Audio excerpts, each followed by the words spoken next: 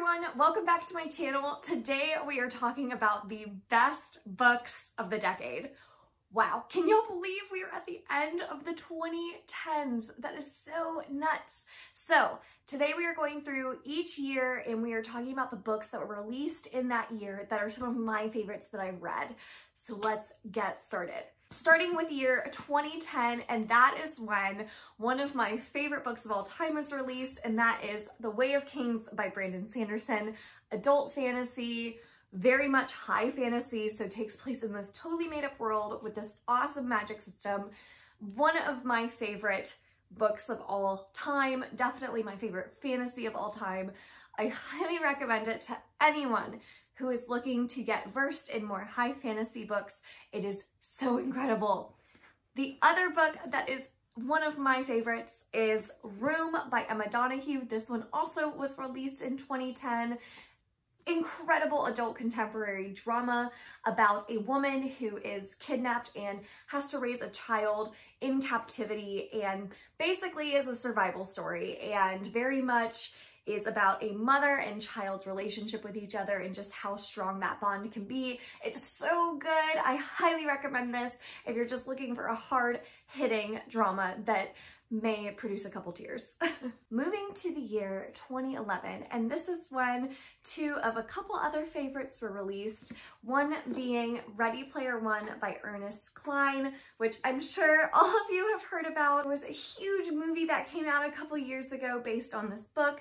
It is such an awesome sci-fi dystopian type of novel that really is heavy on the 80s references that I absolutely loved. And so I just highly recommend this to anyone who's looking for sci-fi that has a lot of nostalgia embedded within it. The other book that was released in 2011 that is another favorite is A Monster Calls by Patrick Ness. This is more of a young adult contemporary book, but it leans a little bit younger, where if you're older and reading it as an adult, you're still going to appreciate the messages and the themes in this book, but it's very accessible to younger audiences as well. It's very much about grief, and it follows this little boy who is visited by this monster each night, and the monster kind of wants him to tell a story, and in the meantime, until that boy has the courage to tell his story, he tells the boy some other stories. So it's just a really great book. It definitely made me cry. So if you're looking to want to cry from a book, go with this one. It is so, so good. Moving into the year 2012, I feel like this is the year that young adult fantasy really started like stepping up its game. So a couple of awesome young adult fantasy books that I love came out this year. One being Shadow and Bone by Leigh Bardugo. Now I know a lot of people are reviewing this recently and not loving it as much as when it was first released. And I think it's because at the time this was a very popular book because it was very trope heavy. It has the chosen one trope. It has a couple other tropes that I don't want to spoil or anything, but I loved it for those reasons. So if you don't mind tropes in your books and actually love them and love that like older young adult fantasy style, then I do recommend this book because I personally loved it when I first read it. I'm curious to go back and reread it and see what I think about it now after having read so many more books in that genre. And it's kind of now matured as a genre into something new. So I'm curious to see if I would still like it as much, but I really enjoyed this one when it came out. And it was very, very popular at the time. The other book that came out that I will stand by no matter what, that is The Raven Boys by Maggie Stiefvater. A lot of people aren't gonna like this book because it's very, very, very character driven. There is a plot of some kind, but it's very much not the focus, and the plot is kind of nonsensical. It goes in a bunch of different directions throughout the series, so no one can kind of give a very cohesive plot line and summarize this book in a very structured way because it just doesn't have that. But the characters in this book, if you fall in love with them right off the bat in the first book, The Raven Boys, then you're gonna love the whole series because it just focuses so much on these awesome characters and their friendships with each other, and I love it for that reason. So another great one that came out in 2012 A couple others that are not young adult fantasy, one being The Martian by Weir, which is definitely one of my favorites. I was not expecting to love this sci-fi as much as I did. It is very heavy on the sci-fi, which is why I was hesitant going into it. But what you find is that Mark Watney, our main character, and who we kind of hear the book from most of the time, is very funny, very sarcastic, very witty. I loved him as a character, and he made this book so much fun to read. I couldn't put it down. Definitely one of the biggest surprises that I've had reading a book, for sure. And then the other one that is more of an adult kind of romance, chick lit, historical fiction, it's a couple different things, but that is Jojo Moyes' The Girl You Left Behind. This is actually my favorite from this author that I've read so far. This is the author of Me Before You, which is her most popular, but I actually like this one more. It has two dual timelines in it, one that's more modern and one that takes place in 1916 during World War I. So you kind of get to flip between these two timelines, and the modern timeline is trying to figure out the story about what happened in the past. And it's just really great. I highly recommend it to those of you who like Jojo Moyes and liked Me Before You. You might really, really enjoy this one like I did. And any historical fiction fans, definitely check this one out. Moving into year 2013. So I realize this video is going to be a billion years long if I don't speed up by talking about these books. So I'm going to kind of go through them a little bit quicker. But if you want to check out any other information about any of these, I'll link all of their Goodreads pages below so that you can read more about them. So the first one that I loved that came out in 2013 was Clockwork Princess by Cassandra Clare, and this is the third and final book in the Infernal Devices trilogy. So I actually am not a huge Cassandra Clare fan. I didn't really enjoy The Mortal Instruments all that much. I thought it got a bit better as the series went on, but I wasn't crazy about it. However, The Infernal Devices I thought was excellent, and especially this third and final book and how it concluded everything in that epilogue. Oh my god. So I actually loved this one. So this is definitely one that sticks out to me from looking back at 2013. Another book that came out that, again, similar, where Crown of Midnight by Sarah J. Maas.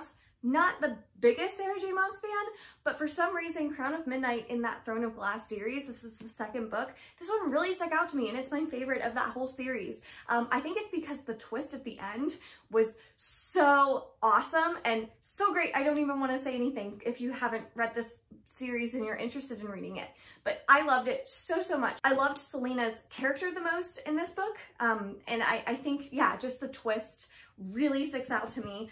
And then another book that is more adult contemporary that I don't see a lot of people talk about is We Are Water by Wally. I loved this book. This one also released in 2013. It is such a great family drama. Lots of trigger warnings, so make sure to check out the Goodreads synopsis below if you're interested in reading it. But if you love family dramas, oh my god, this is very, very good. And I just love Wally Lamb's writing in this. So his character work is awesome. Highly recommend checking this one out. And then the last one I have to talk about is Vicious by V.E. Schwab, one of my favorite books of all time. It's definitely more of a low fantasy, sci-fi-ish. It kind of takes place in our world. I don't know that it's, I think it might be a made-up world, but it's never clearly stated. So it kind of could take place in our world, but it's about these characters that have these like extraordinary powers, and these two like mortal enemies kind of, one of characters after revenge, and they used to be best friends, and you're trying to figure out what happened. It's just so good. So if you want to check out more about it, again, link down below, but this book, definitely one of my favorites. My favorite, definitely from V.E. Schwab. I think it's way better than her Darker Shades of Magic series. So if you enjoy her writing and you want just an awesome fantasy that's very accessible to non-fantasy fans, check this book out. 2014, we're in 2014 now. Ooh, oh my god, we're flying through. Okay, so 2014 was the year of Big Little Lies by Leigh and Moriarty. If you don't know about this book, oh my god, where have you been? It's the HBO show, it's so good. Just read it. Loved this book so much. It's definitely my favorite Leigh and Moriarty. The next book that came out in 2014 that I loved was Words of Radiance by Sanderson. Just the best, like the best fantasy series ever. This might have been better than Way of Kings. I don't know, maybe. And then another book that came out in 2014 was Written in My Own Heart's Blood by Diana Gabaldon, which is the 8th book in the Outlander series. And y'all, I have a whole Outlander chatty review like for the series down below that I'll link. This series is humongous and these books are bricks, but if you can get to the 8th book, it is my favorite by far of the whole series. So if you want to check that review out, I'll link it down below. So good. And then the final book that came out in 2014 was I'll Give You the Sun by Jandy Nelson. Young adult contemporary and I are not the greatest of friends. I think I'm just too old for it now. I don't relate to it as much, but I'll Give You the Sun. Wow, it is spectacular. I loved it. I love the writing style, I love the characters, I love Jandy Nelson. I just love everything about this book. If you haven't read it, please, please do. It's so good. 2015 was the year of The Nightingale by Kristin Hannah. Need I say more? World War II historical fiction about two sisters that just have their survival stories. They're awesome. This is the most epic book. I love it. If you are a historical fiction fan, please pick this up if you haven't already. There's a movie coming out. I don't know when, but it was announced, and Dakota Fanning and Elle Fanning, who are two real sisters in real life, are playing the sisters in this book. Pick it up. And then this was also the year of Six of Crows by Leigh Bardugo. Humongously popular. Oh my goodness. A Netflix show coming out about it. Oh my goodness, this book is so good. It's very much character driven though, so if you don't like character driven novels, you may not find this one as hype worthy as the rest of us, but this one is awesome. I love the characters in this book and I love the like heist type stories, so that was great. Another book that is not as talked about on BookTube is The Rose Society by Marie Lu, which is the second book in the Young Elites trilogy, and I thought this was the strongest book in that series. This is very much a flawed, villainous main character who you just love, and I loved that this was more of like the anti-hero story. So good. So definitely pick up the Young Elites if you're a young adult fantasy fan and like Marie Lu. I think this is her strongest series, and definitely this is the strongest book in that series. And then the last book to talk about that came out in 2015 was Illuminae by J. Kristoff and Amy Kaufman. I love this series. I love how it's told. It's told in like these confidential files where you're kind of flipping through, and I have Obsidian, let me show you. And they've got these like chat rooms, they've got actual like photos, they have surveillance videos that you read through. It's really, really cool. I love the reading experience. You can see the art is gorgeous. So if you are a sci-fi fan, a young adult fan, want to get into sci-fi, I highly recommend this series. So Illuminae was definitely my favorite of the series though. All right, 2016. So this is really where I hit my reading stride and just took off with it. So these couple years coming up are going to have the most books because that's just when I really started reading in this decade and found myself through reading. I love it. So the first book is Dark Matter by Blake Crouch. Unbelievable sci-fi. It's a thriller sci-fi, which is I think probably like my favorite genre. I need to find more to read because I love it so much. This is mind-blowing. You'll just mind blown. It's so good. I don't even want to talk about it because I just went in blind, and I highly recommend you do the same. Next book is a young adult dystopian, and that is Scythe by Neil Shusterman. Wow. This book is all over BookTube right now, so I'm not going to talk about it, but I agree with the rest of the folks hyping this series up. It's awesome. Love it. Another book that I don't see talked about as much is The Dry by Jane Harper, and this is more of a whodunit detective mystery thriller novel. So if you don't like detective mysteries, I wouldn't recommend this to you, but if you like detective mysteries, you like whodunits, and you're just trying to figure out who did it until the very, very end, this is awesome. It's excellent writing. The atmosphere in this book, you really feel like you're there with these characters. It's so good, so highly recommend this one. And then this was also the year of The Hating Game by Sally Thorne, which is one of my favorite romance books of all time. This is an enemies to lovers, which is my favorite trope. It is so well done. The characters are so lovable. There is a movie adaptation coming out, so if you need any more reason to read it, there you go. So, so good. Another book I have to talk about is All the Ugly and Wonderful Things by Bryn Greenwood. This is a very controversial book, so I'm only going to recommend it to folks who like books that really push the boundaries and make you think about things that you would very normally be firmly against in real life, but fiction kind of makes you rethink things, and it's just the most beautiful story. I recommend you kind of check out the synopsis of it to see if it's for you, but if it is, you'll love it because it's so gorgeous and the characters are so flawed, but you just love them anyway. So again, this one I always feel awkward talking about on this channel because it is so unbelievably controversial. Like, if you do not like this, totally fine, because it is kind of hard to get behind. I'm not gonna lie, but it worked for me. I personally liked it, so I had to mention it here because it came out in 2016 and this is my favorite, so here we go. And then the last book I have to talk about is A Court of Mist and Fury by Sarah J. Maas. I'm telling you, this girl knows how to write a sequel. Wow, because her first books in series are usually like some of the weakest, and then it just gets stronger. Well, I wouldn't say that. I would say her second books are my favorites. Crown of Midnight and this one. This is the sequel to A Court of Thorns and Roses. So good. Yeah, this is new adult. This is new adult. This is not young adult. This is new adult because it gets so smutty. So smutty, but so good. 2017. This was kind of the year of more adult contemporaries that I just really, really loved. So the first being This Is How It Always Is by Laurie Frankel.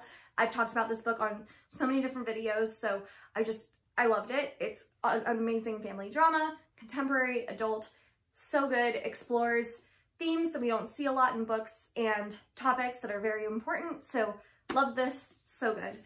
The next one is The Heart's Invisible Furies by John Boyne, which I just read, so you'll see more about this in my wrap-up for December, but wow, this was spectacular. This is probably going to go down as one of my favorites of the year. Coming-of-age story about this man who lives in Ireland, in a very prejudiced Ireland. It takes place like all the way from the 40s through like the 2000s, and just the growth of the characters, the growth of society is just so astounding, and I love this book. Oh my god, I love it so much. So highly recommend this one. Another one I don't see enough people talk about is Eleanor Elephant is Completely Fine. This is the cutest story. I loved this. I totally connected with Eleanor Elephant, even though she's so different from me. The way that Gail Honeyman wrote her was so relatable and just so cute, and you just love her and her story, and oh, I just love this book. So this is another great one that's more of an adult contemporary slash kind of romance. An adult fantasy that also came out in 2017 is A Conjuring of Light by V.E. Schwab. Again, I like Vicious and Vengeful more, but A Conjuring of Light was the best in the Darker Shades of Magic series, in my opinion. I thought it wrapped up extremely well. I thought the characters really shined in this book, and the villain was great. I just loved the conclusion of this series so much, so I definitely had to mention it here. The last one is The Last Mrs Parish, which is an adult thriller by Liv Constantine. I gobbled this one up. I went through it so fast. I loved it. I couldn't put it down. The characters are so flawed, so unbelievably flawed, but aren't they all in thrillers? Aren't they all? So loved this one. Loved the twist. So good. 2018. We're almost there, you guys. Oh my god, this video is going to be so long. Okay, 2018 was the year of Vengeful by V.E. Schwab, the second book in the Vicious series. Is it a duology or is it going to be a series? I don't know. V.E. Schwab, please write more in this universe because I love it so much. Again, I just love these characters so much that I just devoured this. So good. The next is The Great Alone. Ooh, I have a bunch of books on my lap that are all fallen. Hold on. The next one is The Great Alone by Kristin Hannah. I need to read more from Kristin Hannah because apparently I just love her writing and her characters. This one is so good and so atmospheric. It's in Alaska, and Alaska's like its own character whenever it's in novels, and I think that's why I love like novels set in Alaska or just in like icy, cold atmospheres. It just makes it feel so like claustrophobic, and I just loved this book. It's family drama, adult, deals with some heavy topics, but wow, is this one, it packs a punch, I'll tell you. And then the next one is Thunderhead by Neil Shusterman. Again, sequel to Scythe. Just love this. I love that this one is definitely more focused on the world building of this society and the artificial intelligence known as the Thunderhead in this society. Love this. So good. This one is Josh and Hazel's Guide to Not Dating, which I've talked about a lot. Again, Kristin and Lauren, I think this is their strongest book. I love Josh and Hazel. I love their romance, that it starts as office friends, becomes lovers. It's just awesome. So definitely recommend this one if you're looking for a cute, light, fluffy romance. The next one I have is more adult contemporary, and that is How to Walk Away by Catherine Center. I think this is, oh my god. I think this is excellent. I would recommend it to anyone who is looking for definitely a book that focuses on personal growth and how to achieve that, even when circumstances seem very dire and bleak. Just how you can kind of grow into yourself and make the best of things. It's so good. I love this one.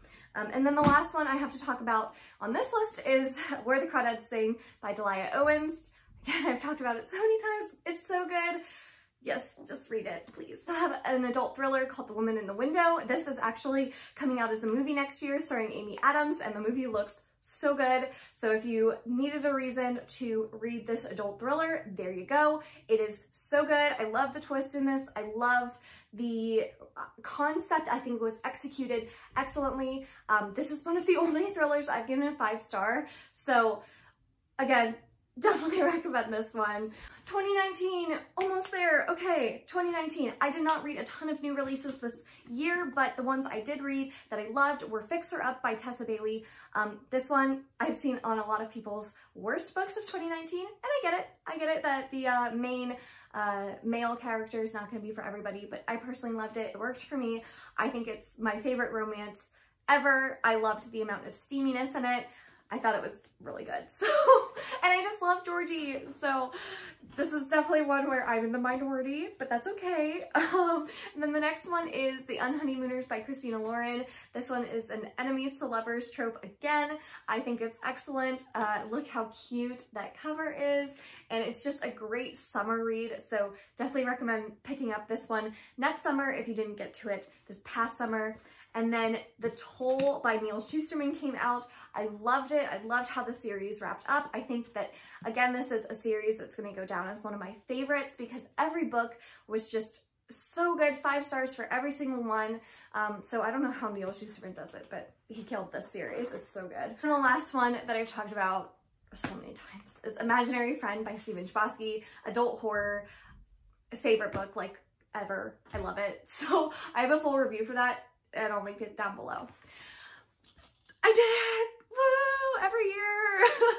So hopefully you found a couple books that you haven't seen me talk about as much, but then that I have talked about a lot, and hopefully you found ones that you're interested in from this past decade and you want to catch up on. I can't believe it's 2020 already. Oh my god, where is the time gone? So I hope you all have the happiest of New Year's. Enjoy celebrating with friends, family, whatever you're doing, enjoy it, and let's make next year great. I'm so excited. So thank you all so much for watching this video, and I will see you in my next one next year. Bye.